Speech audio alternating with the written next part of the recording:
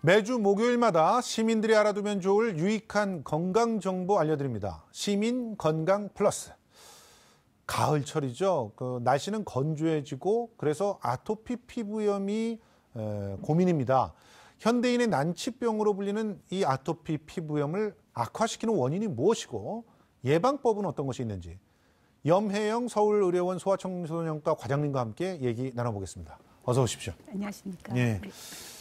저도 아이를 키우는 입장이고 애가 약간 아토피가 있거든요. 그래서 늘 이렇게 어떻게 보습을 시켜줄까에 대해서 관심을 쏟을 수밖에 없는데요.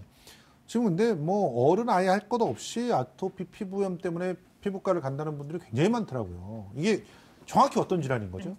아토피 피부염은 알레르기성 염증 피부 질환이고요. 예. 사실 모든 연령층에 생길 수 있습니다. 근데 예. 대다수 환자들이 역류하기에 시작을 하는 것으로 되어 있고 예. 나이에 따라 생기는 병변의 위치가 조금씩 다릅니다. 예. 근데 공이 똑같이 어른이나 아이나 할 거 없이 상당 기간 지속이 되면서 굉장히 병변 자체가 가렵고요. 예. 악화와 이제 호전이 계속 반복이 되기 때문에 굉장히 지루한 질환이라고 예. 할 수 있습니다. 이게 역류하기 시작이 되면은 평생 네네. 달고 산다 그러잖아요. 그래서 역류하기 이거 생길까 안 생길까 이러면서 막 전전긍긍하는 분들이 너무 많거든요. 어떻게 관리를 해야 될까요? 사실 이제 아가 때 생기면 걱정들을 되게 많이 하지만 저희가 통계적으로 봤을 때 그 역류할 시기에 발생한 아토피 피부염의 대다수는 5세 이전에 좋아지는 것으로 되어 있습니다. 하지만 일부 환자에서는 상당 기간 지속이 되는 경우가 있긴 한데요. 예. 소아에서 발병이 되는 아토피 피부염 대부분은 예후가 좋은 것으로 되어 있습니다. 아, 그렇군요. 네. 그럼 완치가 된다는 얘기인가요? 물론입니다. 오, 예. 예. 자, 그러면 아토피 피부염의 원인에 대해서 궁금해요. 네네. 근데 최근에는 그 환경 때문에 생긴다. 또 먹거리들이 너무 인스턴트화 되면서 그런 것들이 아토피를 더 많이 만든다. 뭐 환경 호르몬 때문이다. 이런 얘기들 많이 나오는데 정확하게 원인이 뭔가요? 되게 복잡한 질환입니다. 한 가지 요인을 설명할 수 없기는 한데요. 예. 이제 아토피 피부 환자들 대부분 보면 피부 구조 자체가 굉장히 취약합니다. 그런 이제 피부 장벽의 손상이라는 표현을 쓰는데요. 그것과 더불어서 다양한 외부 요인에 대한 면역 반응이 조금씩 다른 그런 유전적 소인을 가지고 있는 사람에게서 되게 다양한 그런 환경 인자에 노출되었을 때 상호작용에 의해서 발병이 되고 악화가 되는 걸로 되어 있습니다. 근데 사실 한 20, 30년에 걸쳐서 전 세계적으로 이 질환이 유병률이 증가하고 있는 이유에 대해서는 어떤 환경의 변화라든가 오염에 대해서도 많은 관심을 가지고 있습니다. 아, 네. 그렇군요. 그러면은 실제로 이 대기 환경과 관련인지 굉장히 궁금한 게 네네. 어떤 그 분들은 시골에 특히나 숲에 들어가서 아토피를 말끔히 치료했다 이런 증언들이 굉장히 많이 나오거든요. 그런데 우리처럼 도시에 사는 사람들은 네네. 미세먼지에 늘 시달리잖아요. 그러니까 미세먼지가 아토피의 원인 중에 하나가 아닐까 이런 생각을 하거든요. 관련성이 있는 겁니까?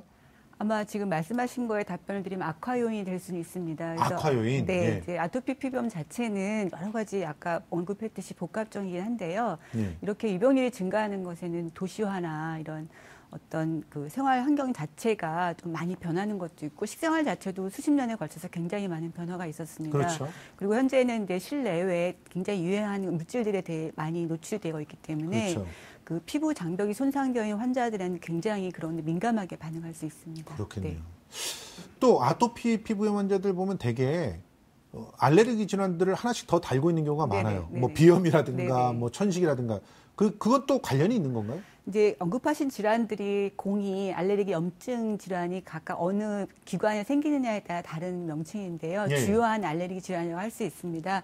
보시는 것처럼 이제 아가 때 아토피 피부염이나 식품 알레르기가 먼저 발생을 하고요. 예. 이후에 이제 나이가 들면서 그 앞서 언급한 질환들이 좀 호전되는 반면에 알레르기 비염이나 천식과 같은 호흡기 알레르기 질환으로 이행이 되거나 예. 상당수 환자에서는 같이 동반되는 경우들이 있습니다. 예, 그렇군요. 그러니까 결과적으로 이제 다 이 연관이 있다. 네네네. 그렇지만 네. 필연적인 연관은 아니다. 이렇게 그렇습니다. 생각하면 네네. 되겠네요. 네. 아토피 피부염 치료의 경우 그 치료법이 네네.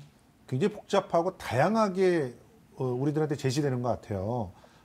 또 완치보다는 증상 완화가 목적이다 이런 얘기들도 많이 하시고 일단 아토피 피부염 어디에나 맞는 일반적인 그런 어떤 치료법들이 존재하는 건가요?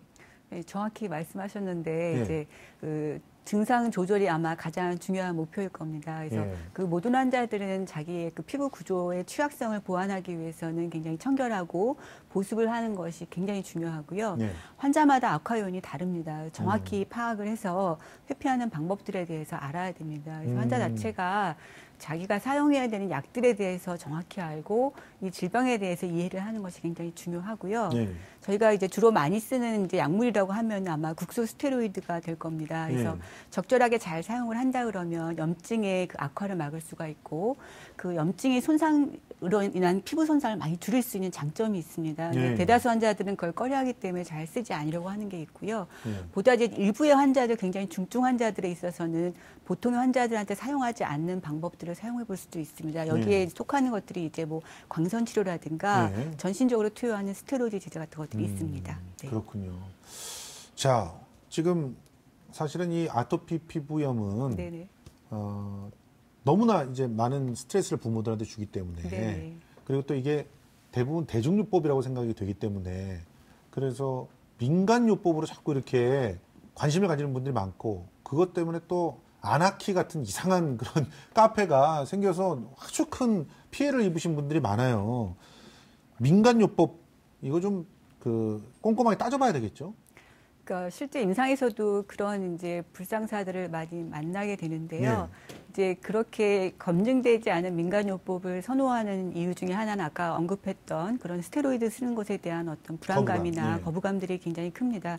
근데 하지만 이제 국소 스테로이드 같은 경우에 수십 년간 그 사용을 하면서 안전성이나 효과에 대한 입증들이 방대하게 축적이 되어 있습니다. 이에 반해서 민간요법들은 그런 경험이나 검증이 이루어지지 않은 거기 때문에 환자에게 오히려 해가 될 수도 있고 부작용을 속출하는 그런 안 좋은 점들이 훨씬 더 많이 있습니다. 예, 알겠습니다. 그러면 그 식습관, 생활습관 이런 것들을 바꾸면서 아토피를 갖다가 완화할 수 있다는 그런 얘기들도 상당히 많이 나오고 있는데 이런 뭐 예방이라든가 뭐 지금 완화에 도움이 될 만한 특별한 생활습관들이 있나요?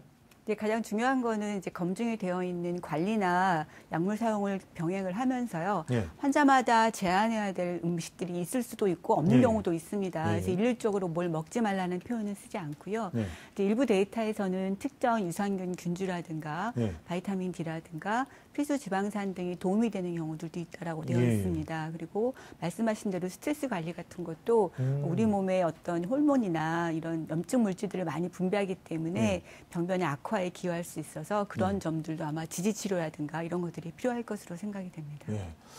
적절한 실내 온도와 습도를 유지한다는 거 어떻게 보면 굉장히 단순하면서도 어렵습니다. 어렵어요. 어려워서 정말 신경을 많이 써야 되는 것들인데 이 네 가지 예방 수칙 기억하시면서 아토피로부터 조금은 자유로운 그런 가을철을 보내셨으면 좋겠습니다. 지금까지 염혜영 서울의료원 초아청소년과 과장님과 얘기 나눠봤습니다. 고맙습니다. 감사합니다.